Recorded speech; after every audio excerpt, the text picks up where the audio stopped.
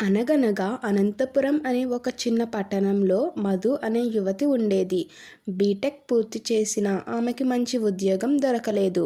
ఇంట్లో కూర్చుని దిగులుగా ఏదో ఆలోచిస్తూ ఉండగా ఏదో ఒకలాగా డబ్బు సంపాదించాలి అని నిర్ణయించుకుంది. కానీ మధు మాత్రం ఒకే ఒక ఆశతో ఉండేది. మనం దగ్గర ఉన్న వాటితోనే ఏదో కొత్తగా మొదలుపెట్టాలి అని అనుకునేది. జీరో స్థాయి నుండి మధు విజయానికి ప్రారంభం. మధుకి వంట అంటే చిన్నప్పటి నుంచి ఎంతో ఇష్టం.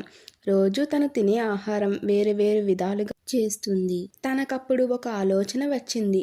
నేను తయారు చేసే వెరైటీ ఫుడ్స్ అన్నీ తక్కువ ధరకే ప్రజలకు అందిస్తే ఎలా ఉంటుంది అని అనుకుంది.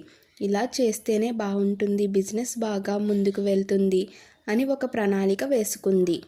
తన అమ్మతో కలిసి ఇంట్లో ఉండే హోమ్మేడ్ ఫుడ్స్ తయారు చేసి అమ్మాలని నిర్ణయించుకుంది. అప్పుడు వాళ్ళ అమ్మకి తనకు వచ్చిన ఆలోచన గురించి వివరంగా చెప్పింది. ఇలా చేస్తే ఎలా ఉంటుంది అని అడిగింది. అప్పుడు వాళ్ళ అమ్మ, మంచి పని చేస్తున్నావు, మనిషి ఎప్పుడూ ఖాళీగా ఉండకూడదు, ఏదో ఒక పని చేసుకోవాలి, చిన్న ప్రయత్నమే గొప్ప విజయాలకి పునాది అని ప్రోత్సహించింది. మొదటి పెట్టుబడి 1200 మాత్రమే. మొదటి కస్టమర్లు పొరుగింటి 4 కుటుంబాలు మాత్రమే. మధు ప్రయత్నానికి వచ్చిన అడ్డంకులు. మధు ప్యాకెట్లు అమ్మటం మొదలుపెట్టిన 2 వారాలకే పట్టణంలో కొంతమంది అమ్మాయిలు చేసే బిజినెస్లో నాణ్యత ఎలా ఉంటుంది, ఇది 2 రోజుల్లోనే మూసేస్తుంది అంటూ నవ్వుకున్నారు. ఆ మాటలకు మధు చాలా బాధపడింది.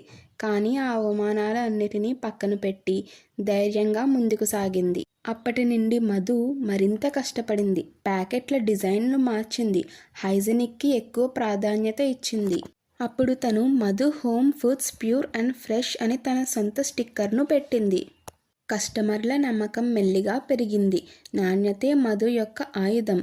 మధు ఎప్పుడూ ఒక మాట చెప్పేది, నేను అమ్మేదే నేను తినేది. ఆమె ఈ మాటకు కస్టమర్లను బాగా ఆకర్షించింది. ఆర్డర్లు పెరగడంతో మధు తన స్కూటీ మీదే డెలివరీలు చేయడం మొదలుపెట్టింది. సోషల్ మీడియా మధు జీవితాన్ని మార్చిన క్షణం. ఒకరోజు ఆమె స్నేహితురాలు రేఖ వచ్చింది.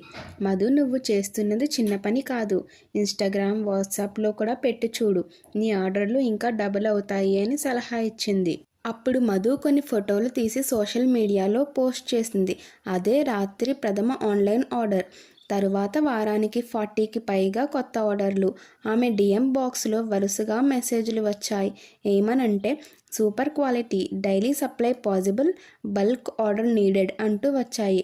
ఇలా ఉండగా ఒక పెద్ద రెస్టారెంట్ నుండి రెస్టారెంట్ మేనేజర్ మధుని కలిసి తను చేసే పని గురించి మాట్లాడి తను రోజు వాళ్ళ రెస్టారెంట్కి ఆర్డర్స్ సప్లై చేయాలి అని అడిగాడు. దీనితో మధు సరే అంది.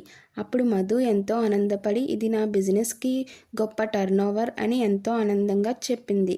చిన్న వంటగది నుండి పెద్ద యూనిట్ వరకు 3 సంవత్సరాల్లోనే ఒక చిన్న రూమ్ను మినీ ఫుడ్ ప్రొడక్షన్ యూనిట్గా మార్చింది. 50 మందికి పైగా మహిళలకు ఉద్యోగం కల్పించింది. రోజుకు 300కు పైగా ఆర్డర్ను సప్లై చేస్తుంది. ఆమె బ్రాండ్ స్టోర్లు ఆన్లైన్లో ప్రసిద్ధి అయింది. ఇప్పుడు ఆమె వార్షిక టర్నోవర్ ₹1,00,00,000 దాటింది. ఇప్పుడు మధు ఇంటర్వ్యూస్లో కూడా కనబడుతుంది. ఎన్నో న్యూస్ ఛానల్స్ మధుని ఇంటర్వ్యూ చేశాయి. మధు సక్సెస్ స్టోరీ గురించి ఇంటర్వ్యూ చేశారు. అలాగే ఎన్నో ప్రమోషన్స్ వీడియోస్ కూడా చేసింది.